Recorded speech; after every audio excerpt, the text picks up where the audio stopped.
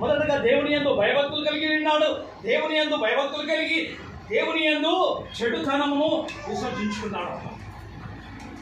అదే ఒకవేళ అహాబు వలె ఉన్నట్లయితే, అదే బయలుదేవతలకు పూజలు చేసినట్లయితే, నమస్కారం చేసినట్లయితే ఈయన కూడా అహాబు వలె అయిపోతూ ఉంటుండే. తీయండి మొదటి రాజుల గ్రంథము 18వ అధ్యాయము.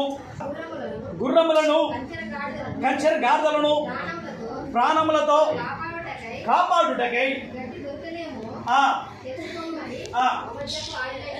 ఆజ్ఞ ఇచ్చెను.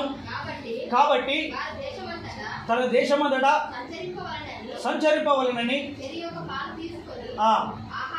అహాబు ఒంటరిగా ఆ వైపునకు వెళ్ళిరి.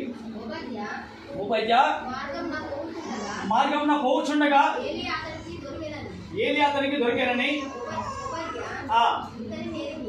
అతన్ని నెరిగి నమస్కారం చేసి, నా ఏలిన వాడైన ఏలియా నీవే కాదా అని అడిగి, అతడు నేను ఆయనని అని చెప్పాను. నీవు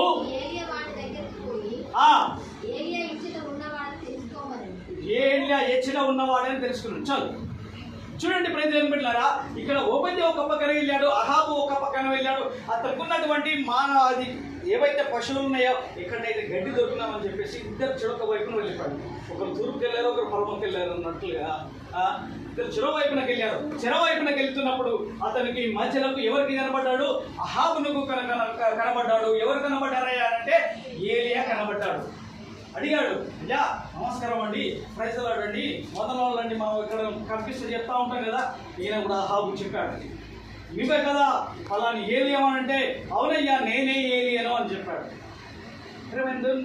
అదే మీకు ముందు చెప్పిన రీతిని బట్టి ఇదిగో వారిద్దరూ తర్కముగా వాదించుకున్నారు.